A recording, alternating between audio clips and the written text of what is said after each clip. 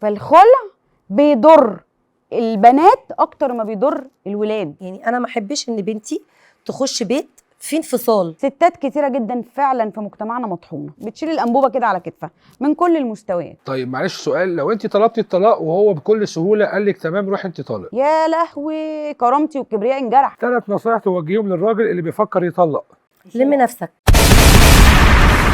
موضوع حلقه النهارده موضوع شائك جدا بالنسبه لي، لان الفتره اللي فاتت شفت حالات انفصال رجاله وستات بينفصلوا. اعملوا اللي انتوا عايزينه، بس لو سمحتوا ما تدخلوش الولاد في الجيم اللي ما بينكم. حلقه النهارده بعنوان طلاق ولا خلع. معانا ضيفتي مارو.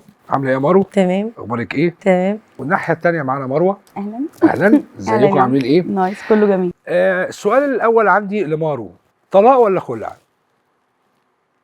كأنا ولا في العموم؟ بالنسبه لك انت وجهه نظرك. خلع.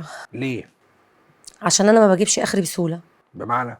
يعني انا بطول بالي كتير وصبري جامد جدا، فلما قررت ان انا اخلع علشان جزره قطمها جحش بلا رجعه. ما انا اديت فرص، يعني انا ما عرضتش الموضوع، بدي فرص فرص فرص. 15 سنه فرص، 15 سنه حرفيا فرص. فخلاص يعني هدي ايه تاني؟ لسه هدي فرص تاني؟ لا. كت مره واحده خبطه مرزبه ما ما انا عايشه طول حياتي كل يوم انا عايزه اهرب يا ميدو. طب نام وبكره الصبح نهرب. ما بنهربش. فجيت بقى مره واحده لميت شنطه هدومي ومشيت. لا مش حرفيا يعني. يعني خلاص. انت اللي نهيتي العلاقه باتفاق، بكل احترام وبكل ادب وبكل ايوه مودة. ايوه، اعملي ولابس ستريس على الجمله دي. نهيتي بايه؟ بكل احترام وبكل ادب وباتفاق. يا ريت نركز في الجمله دي. نهيت بكل احترام وبكل ادب. الناحيه الثانيه كان في احترام وادب جدا برضه. جدا. بس خلعت علشان اللي هو ايه، انا اتكلمت واتناقشت وانت مش عايزين ننفصل علشان تحت بند البيت والعيال. طب ما هو البيت الولاد شايفين فيه شده، ما بنتخانقش قدامهم الحمد لله، بس شايفين ان انا حالتي النفسيه مش حلوه. بحاول ان انا اكون مودي كويس بس برضو بيبقى غصب عنك. فطب حطيته قدام الامر الواقع، هو اتفاجئ زعل، بس الزعل كان بيني انا وهو. يعني انت عرضتي عليه قلت له طلقني قال لك لا؟ ننفصل. قال لك لا؟ لا، والبيت والعيال وهتغير. 15 سنه، اخر 8 سنين بالذات كانوا سيئين جدا. ف حطيته قدام الامر الواقع. كان الشده بيني انا وهو. الحلو بينا في ال 15 سنه تتذكر له ان كان الخلاف بينا. ممكن الصوت يعلى الولاد يسمعوا بس بنداوي الموقف عشان انتوا ناس كبار يعني. بالظبط. بس لما حطيت بقى الكات ديت كان في طبعا عارف انت البوم، فكانت في بوم بس دويناها بلوي دراع. لا دي هرجع لها بعدين. دويتيها بلوي دراع. استاذه مروه منورانا والله. انا اعترض. بصي ما شاء الله لسه ما اتكلمناش اول حلقتك. انا اعترض. طيب فانا موجود. بتعترضي على كتير ايه؟ عكس بعضه. تمام. انت الاول سؤالي، مع ام ضد طلاق ولا خلع؟ انا لا مع الطلاق ولا مع الخلع. طالما اتجوزنا نكمل ونستحمل، لكن لو خلاص جبنا اخرنا طلاق. خلع لا.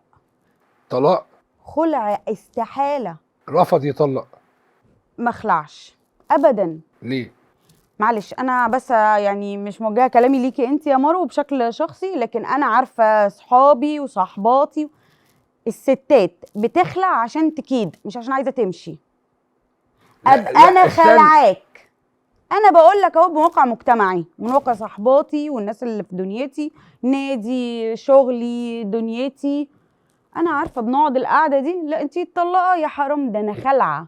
فاحنا الايجو دي الرافعه دي عشانها بنخلع، ما بنستناش نتطلق. فمع احترامي طبعا لحالتك، انت برضو قلتي كلام عكس بعضه. يعني منين الولاد وراعينا وصوتنا كان هادي، في الاخر برضو خلعتيه. كان المفروض نصبر على الطلاق. طيب معلش سؤال، لو انت طلبتي الطلاق وهو بكل سهوله قال لك تمام روح انت طالق، يا لهوي كرامتي والكبرياء انجرح. طبعا.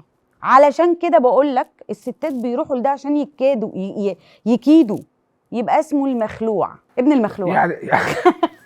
يعني انتوا بتروحوا للخلع عشان المسمى. عشان كده انا بقول لك انا ضده. الستات بتبقى عايزه تحس بالايجو. بص اقول لك على حاجه، ستات كتيره جدا فعلا في مجتمعنا مطحونه وجايه عليها. بتشتغل وبتصرف وبتروح وبتيجي وبتشيل وبتحط ما اقولكش بتشيل الانبوبه كده على كتفها من كل المستويات. تمام.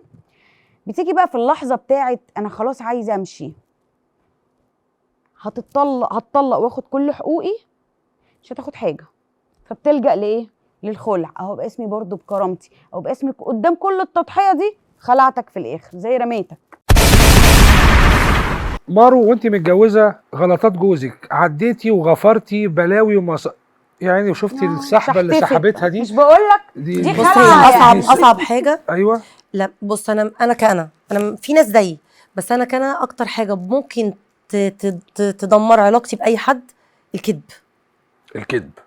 تكذب انت بتكسر الثقه. اوكي. وصل للكذب ان ابتديت ان انا انفصل عن اهلي، واهلي عيشي يا بنتي عيشي يا بنتي، حاضر حاضر. بس الموضوع لقيت ان هو ايه، عمال بيقصقص في جناحاتي، بيقصقص في جناحاتي. حاضر ماشي سي السيد، عيني تحت رجليك قلبي يا ناس، مش عشان خاطر العيال، عشان خاطر انت بتحبيه بس كده. بس. بس مروه يغلط وتعدي كم مره؟ مليون مره لغايه ما انا ابقى مش عايزه اكمل خلاص. انت جبتي اخرك. وبعدين معلش يعني ايه يغلط فانا اخلص ولا ما اخلصش؟ ما هو ممكن ما يغلطش وانا ابقى مش عايزه اكمل عادي يعني. ممكن ما يغلطش عادي وانت مش عايزه ما تكملي. هو نفس احساس الراجل. اه ما هو نفس احساس الراجل بتجيله لحظه انا عايزه اطلق. طب ايه اللي حصل؟ مفيش. طب هي وحشه؟ لا. من بس عايزه حقنا احنا، اطلق. ده شعور من حقنا احنا الاثنين. مسلسلات وافلام واحداث فجاه يقول لك ايه، حب واحده تانية وزهق منها. ممكن ما حبش، زي الفل. وممكن ما يكونش حب، هو زهق.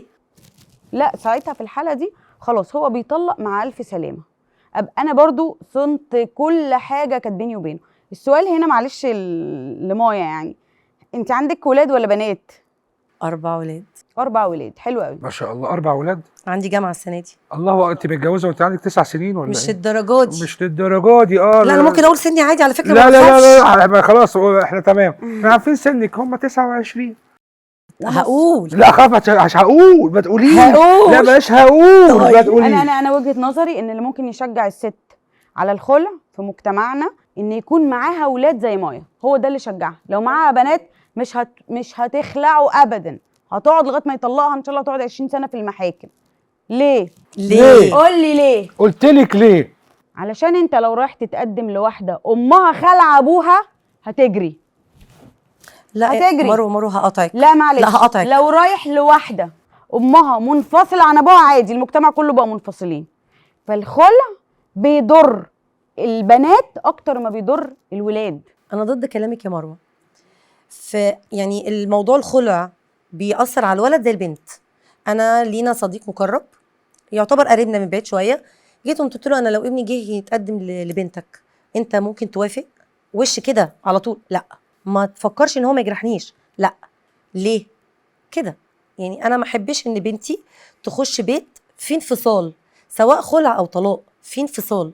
بس انت عارف عيالي متربيين ومؤدبين ومحترمين، ملهاش علاقه. تمام خلاص. انا برضو معلش شايفه برضو ان الخلع حتى يعني هضيف على وجهه نظري الاولانيه انه بيأثر على سمعه البنت او فرص جوازها قدام المجتمع، الا انه كمان ممكن يكسر الولد، لانه هيحس دايما بان باباه صوره الراجل الهيرو اللي دايما عندنا، البابا ده اللي هو كان بيطلع الاول على المدرسه ده، عارفه مخلوع. فمنين هو قعد السنين العمر دي كلها يمجد في نفسه وفي ذاته، وفجاه ماما طيرته كده اهو. مروه بتحبي شخصيه الراجل اللي هو يبقى قوي ويشكمك، ولا انت تحبي انت اللي تبقي اقوى؟ لا اكيد احب هو يبقى اقوى. تحبي هو اقوى طبعا. اللي احبه هو يكون اقوى. تحبي هو عايزه أقوى. راجل. تمام. راجل. اوكي. في فرق. الراجل مش بالشخط والنط، الراجل بتصرفاته وادبه وحنيته واحتوائه ليكي في المواقف الصعبه، ده الراجل اللي انت قصدك عليه. ايوه. طيب اذا دلوقتي جالك من برنامج بيتفرجوا علينا وتقدم لك عريس، هاني اصبري بقى هجيب لك حاجه نظيفه وش قفص. اصبري بقى. ايوه بصي قالت لك ماشي وراحت قاعده. خرجنا. يعني افتح الشوال لا قدامي. قولي لنا ايه مواصفات الشخص اللي انت عايزه لو تقدم لك دلوقتي حد تلاقيها، يعني تلاقيه المواصفات دي في الشخص. الراجل. واحد. قولي لي 5 مواصفات. لا ما هو راجل. ايوه قولي لي 5 حاجات. يا عمرو ما فيش رجاله في البلد دلوقتي. ما تحترمي نفسك يا مارو. مارو اسمي. ما تلمي يعني ما فيش ايه اللي ما فيش رجاله في البلد. امال انا قاعد ايه رجل كومودينو قدامك؟ استنى بس، هو انا قلت لك انت؟ ما انت قلتي ما فيش رجاله في البلد ورحتي ساكته للجواز. وانا ما كملتش التقطيع تاني. شفت؟ طب ما تكملي الجمله صح. انت ما اديتنيش فرصتي. يلا انا بس حاجه انا بالله. يلا. تمام. طب ولادك يوافقوا؟ لا. ليه؟ انا عيالي اطول مني. مش علاقه، ماليش علاقه. لا بيغيروا عليا جدا. يجيروا عليكي جدا. انا عشان اجي هنا اهوت كنت بدي مقدمات وفي طب هجيب لكم كذا رشوه يعني جدا، بس طبعا يعني لا كانت صعبه. انا ممسوح من عندي التيك توك من على الموبايل. ليه؟ مسحينهولي. بس على التيك توك؟ مسحوا. انت اعملي اكونت من وراهم باسمه هذا احبه وهذا اريده. ما اعرفش بيعرفوا يقفشوني. ما انت بتحطيش صوت، بتحطي صوت مروه. على فكره ممكن يكون ده كله تاثير الخلع، تاثير اللي هي عملته، بس هي ممكن ما تبقاش شايفه ده عشان هي جوه الدايره. ايوه. لكن لو هي مجني عليها ومتطلقه، يعني الراجل هو اللي طلقها او هي مشيت في محكمه عشان تتطلق او واخده لقب مطلقه مش خلعه، ما كانوش ولادها هيعملوا معاها كده. مروه، 3 نصايح تبصي للكاميرا وتقوليهم للبنات والستات اللي بيفكروا يتطلقوا او بيفكروا يخلعوا، في 3 نصايح او في 3 نقط تبصي للكاميرا وتقولي لهم 1 2 3. فكري كويس جدا، هتقدري تصرفي على نفسك ولا لا؟ فكري كويس جدا، هتقدري تحافظي على سمعتك ولا لا؟ فكري كويس قوي، هتوقفي ازاي كل راجل عند حده لما يعرف ان انت مطلقه او خلعه. تبصي لنفس الكاميرا وتوجهي 3 رسائل للراجل اللي بيفكر يطلق، تقولي له افتكر حاجات كتيره جدا في البدايات قبل ما تاخد قرار الطلاق. اعرف انك لو بتطلق عشان الحال اللي هي وصلت له، فالحال ده هي وصلت له في بيتك. قبل ما تطلق فكر كويس قوي انت نفسك هتعيش ازاي، ولادك هيعيشوا ازاي، والست اللي فانت عمرها معاك هتعيش ازاي. مارو، كاميرا معاكي، 3 نصايح توجهيهم للبنات او الستات اللي بيفكروا يا يطلبوا الطلاق يا يخلعوا، تقولي لهم. اول حاجه لو معاكي راجل، مفيش حد ملاك، انت مش ملاك وهو مش ملاك. لو معاكي راجل صوني وعيشي وكلي عيش. لو معاكي راجل عديله عشان المركب تمشي، عشان هو بيعديلك. لو معاكي راجل وبيت صاينك وبيصرف ومش بتاع ستات، مش بتاع قمار، غلبان في نفسه، استحملي ان هو غلبان في نفسه، لان الراجل فعلا هو كائن غلبان جدا، بس يا اما هيعرف يتعامل معاكي يا اما لا.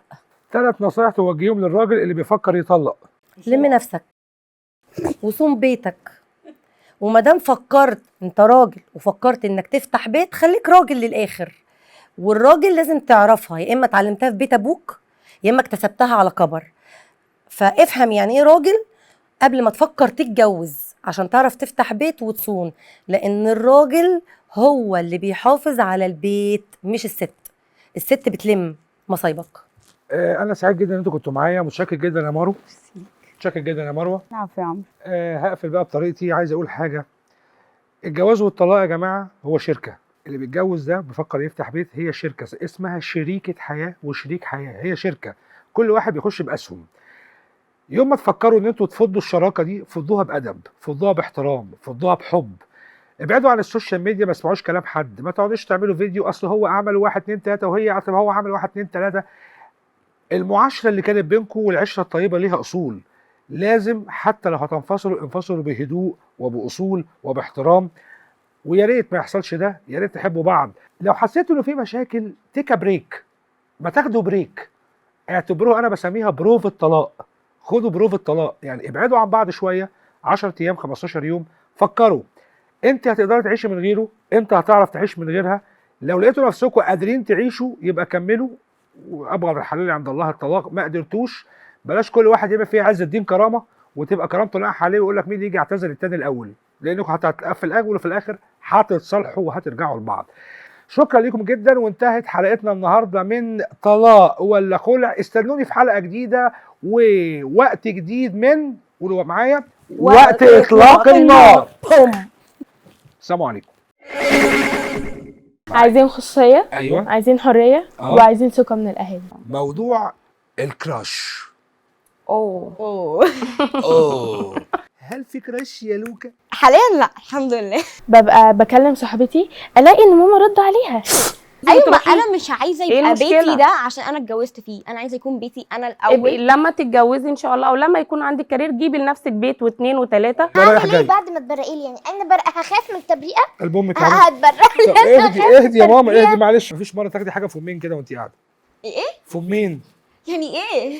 جيبي طبق بلاستيك. لا ما تكملش اصلا. ما انا مريت بحاجات كتير وبتجارب كتير بديها خبراتي. هي صغيره والعالم دلوقتي حاليا احنا بقينا في مجتمع مخيف.